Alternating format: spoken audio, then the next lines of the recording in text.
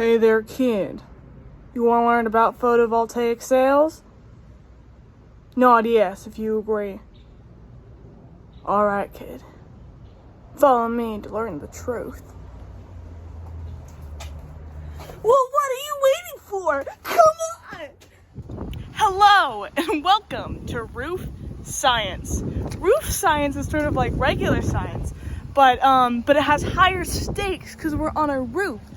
And you might be asking me, hey, why are we on the roof, Shauna? Well, it's because we have solar panels on the roof. So what is a photovoltaic cell? A photovoltaic cell is one of these guys. It's this little thing here. And multiple photovoltaic cells make up a solar panel. If you have a bunch of solar panels that you put together, that's what you would call an array. I don't think we have quite enough solar panels here to classify it as an array, but just so you know. And there's the Earth flag in the corner. Salute the Earth flag. Okay, let me try and explain this to you without anything blowing away. So each one of these cells, they are made out of silicon. Now one side of the silicon cell is injected with boron, or doped with boron. When we inject something into the cell, we call it doped. So this is called P dopant, and it is injected with boron. And we have N dopant, and that's injected with phosphorus. Right? And so this N dopant, it has this sort of negative character, and this P dopant, it has this sort of positive character to begin with. To begin with, not forever, just to begin with. You can remember that, because negative Nancy starts out with a negative character. But when these two guys interact, you have what's called the NP junction, and this is this boundary between them. This is what's called the NP junction, this boundary. And through this boundary, we have an electron that's passed from the N dopant to the P dopant. Wait, how does that work? Let me ask a friend. Science Shauna, take it away.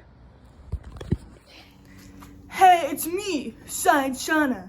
And you can probably tell I'm Science Shauna from my cool lab coat and radical safety glasses. Now, let's take a second to go over how this whole electron switcheroo even happens. You know? Okay, so first you're gonna start with silicon. Silicon is your ride or die. This is your base. This is your base of your solar cell. Now, as you can see, silicon here has four electrons in its outer shell. Keep that in mind because it's gonna come in later. Next, we have boron.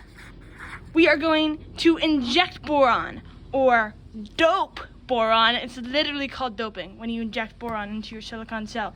And the thing about boron, you know how many electrons it has in its outer shell? That's right, it has 3. I know you're screaming at the screen right now. You're just like, 3 Science Shauna, 3 electrons on its outer shell, and that's precisely right?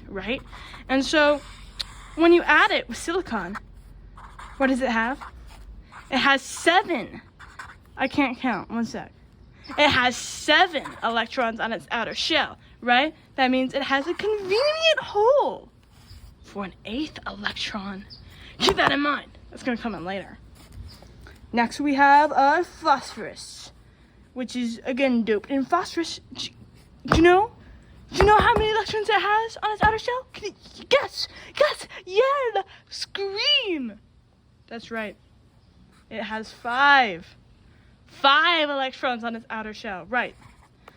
So it has beep, and then it has cinco, uno, dos, cuatro, cinco. And then you add the 4 from silicon. Oh wait, 1, 2, 3. Then we have a 4th. But there can be only 8 in the outer shell, so what's going on? What's happening? Oh my god. We have a free electron to do whatever it wants. So, when the boron silicon and the phosphorus silicon meet, when they meet up, this electron, because it's free, it's just running around, it's going to be like, oh my god, this is a nice little place for me. And it's going to go right there. And so this electron, when it leaves this phosphorus silicon, then the phosphorus part becomes positively charged. And this boron part becomes negatively charged. And that's how you do that. Ooh, and one last tiny note that I forgot to say. Remember, phosphorus, that's your N dopant. And boron, that's your P dopant. Remember that forever and ever and ever, and don't forget it or I'll come for you. Yay! Okay. Science Shauna, signing out. Thanks, Science Shauna. Now we're going to take a break from roof science for a second because roof science can be a little dangerous. So we're going to take a breather here at floor science, which is sort of like roof science, but it's on the floor. That's where I am right now.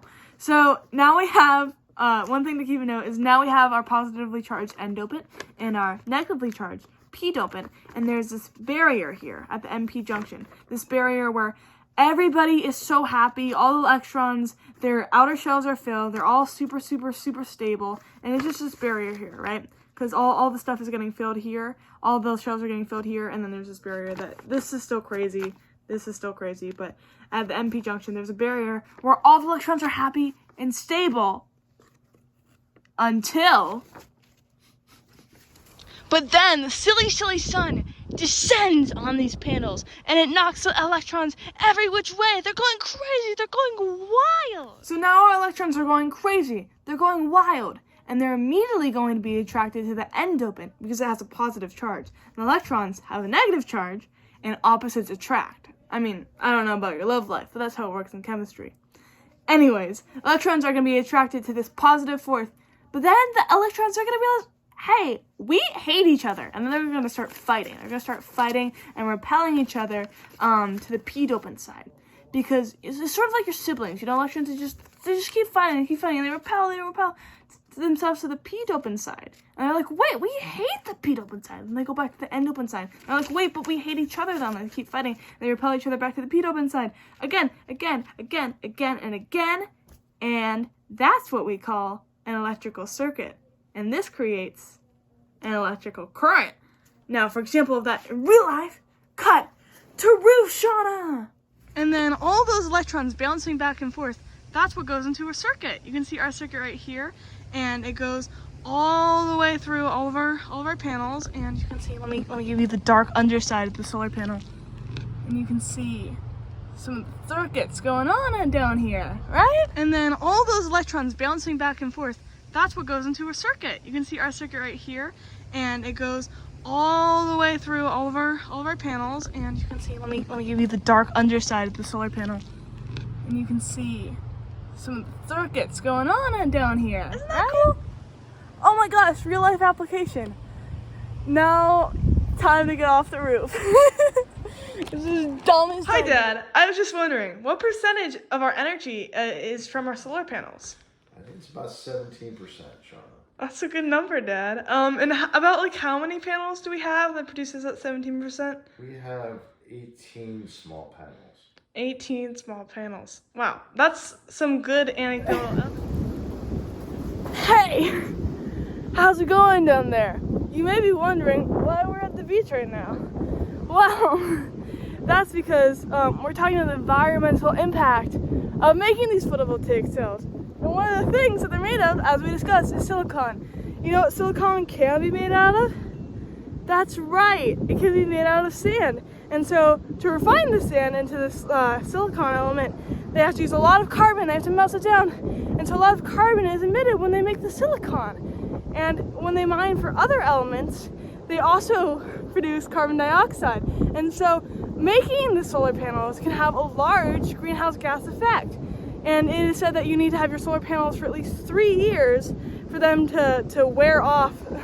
Wait. That's exactly right, Beach Shauna. It takes around 3 years for your solar panels to generate enough clean electricity to offset the carbon emissions that were made to produce them. That's right, 3 years until your solar panels are actually technically making clean electricity. And that's not even taking into account how these solar panels get disposed after their 25 to 30 year life cycles, how that's affecting the environment.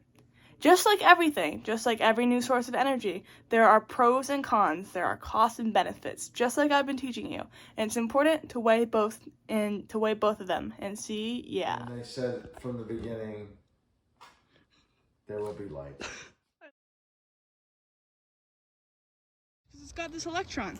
And so, just so you guys know, oh my god,